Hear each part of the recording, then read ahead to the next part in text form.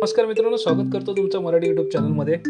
मित्रांनो, हॉटेलसारखी मिसळ जर तुम्हाला घरच्या घरी खायला मिळेल तर त्याची काही बातच वेगळी असते, नाही का? आलं की नाही तुमच्या तोंडाला पाणी?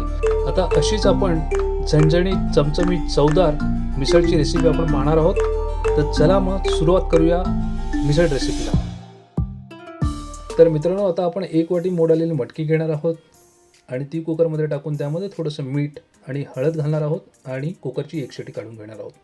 तर मित्रांनो, मटकी शिजेपर्यंत हॉटेलमध्ये जी ट्रिक वापरून मिसळ रस्सा बनवला जातो त्याची आपण तयारी करायला घेऊया. तर त्यासाठी आपण 1 मोठा चमचा बेसन पीठ घेणार आहोत आणि त्यामध्ये थोडंसं पाणी घालून ते चांगलं मिक्स करून घेणार आहोत. तर मेक शुअर करा की त्याच्यामध्ये गुठळ्या राहणार नाहीत आणि त्या राहिल्या तर बाजूला काढून घ्या. तर आता हे बेसन पिठाचं मिश्रण आपण शिजवून घेणार आहोत. त्याकरिता आपण पॅनमध्ये थोडंसं तेल घेणार आहोत आणि त्यामध्ये जिरे मोहरीची आपण फोडणी देणार आहोत आणि त्यामध्ये आपण आता बेसन पिठाचं मिश्रण आपण ओतणार आहोत आणि यामध्ये आता आपण पाणी ॲड करणार आहोत. जितका आपल्याला मिसळचा रस्सा हवा आहे तितका आपण पाणी आता यामध्ये घालणार आहोत. आता हे मिश्रण आपल्याला मध्यम गॅसवरती शिजवून घ्यायचं आहे आणि मध्ये मध्ये आपल्याला हे मिश्रण ढवळायचं आहे जेणेकरून ते ओतू जाणार नाही. तर मित्रांनो, आता तुम्ही पाहू शकता मिश्रण हे गरम झालेलं आहे. आता याला थोड्याच वेळात उकळी येईल. आता आपण पाण्याच्या क्वांटिटीनुसार त्यामध्ये मीठ घालणार आहोत. आता तुम्ही पाहू शकता मिश्रणाला चांगली उकळी आलेली आहे. आता आपण गॅस बंद करून या मिश्रणावर झाकण ठेवून आपण बाजूला ठेवून देऊया. आणि हॉटेलमध्ये देखील अगदी हीच ट्रिक वापरून मिसळचा रस्सा बनवला जातो. तर मित्रांनो, कुकरची 1 शिटी घेऊन आपली मटकी शिजलेली आहे आणि कुकर देखील थंड झालेला आहे. तर आता कुकरमधलं पाणी आणि मटकी आपण चाळणीने वेगळे करून घेणार आहोत. तर मित्रांनो, आता मिसळच्या मेन रेसिपीला आपण सुरुवात करणार आहोत. त्याकरिता पॅनमध्ये मी 2 मोठे चमचे तेल घेतलेलं आहे आणि तेल तापल्यानंतर आता आपण त्यामध्ये जिरे आणि आलं लसणाची पेस्ट घालून परतून घेणार आहोत. तर मित्रांनो, मिसळ म्हटलं तर तरी आलीच आणि त्याकरिताच मी थोडंसं जास्त तेल घेतलेलं आहे.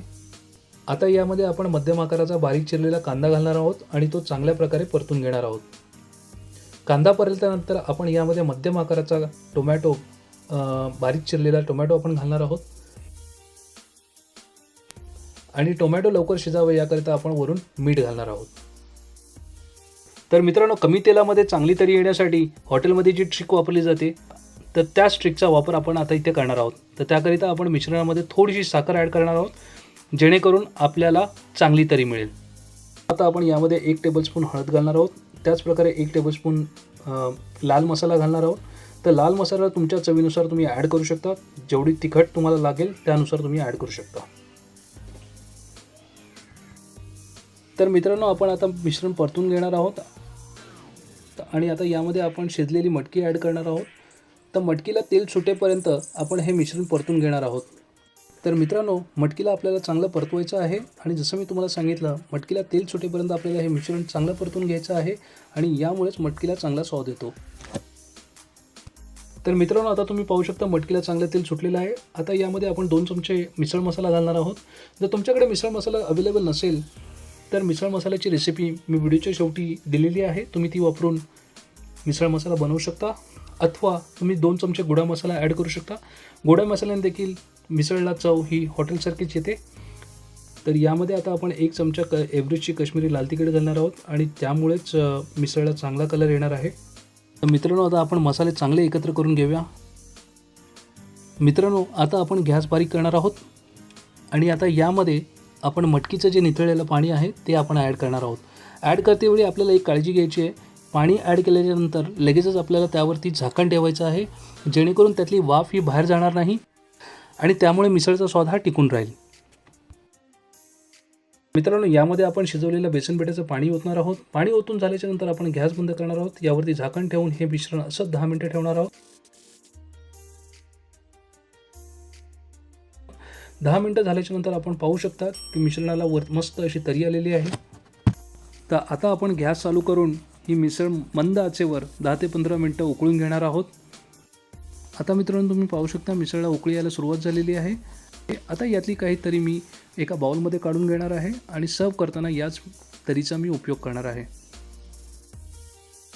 आता मिसळ ही मंद आचेवर 10-15 मिनिटं उकळलेली आहे आणि अगोदर काहीतरी काढून घेतल्यानंतर देखील आता मिसळावरती तरी आलेली आहे आणि हीच कुठेतरी खासियत असते मिसळ मंद आचेवर उकळण्याची. तर मिसळ आता आपण मित्रांनो डिशमध्ये सर्व करून घेणार आहोत. तर सर्वप्रथम आपण शेव घेणार आहोत. तर फरसाणमधले आपल्याला फक्त 3च शेव वापरायचे आहेत, गाठी शेव, जाडी शेव आणि पापडी. आता त्यावरती आपण मटकी टाकणार आहोत, बारीक चिरलेला कांदा, थोडीशी कोथिंबीर आणि त्यावरती आपण आता मिसळ घेणार आहोत. ही ट्रिक हॉटेलमध्ये वापरली जाते. तुम्ही हॉटेलमध्ये जेव्हा पण जातो तेव्हा तुम्हाला मिसळ गरमागरम सर्व केली जाते विथ तरी, आणि त्यावरती आता आपण शेव टाकणार आहोत. तर मित्रांनो, सुटलं की नाही तुमच्या तोंडाला पाणी? आता मस्तपैकी गरमागरम मिसळचा स्वाद घेऊया.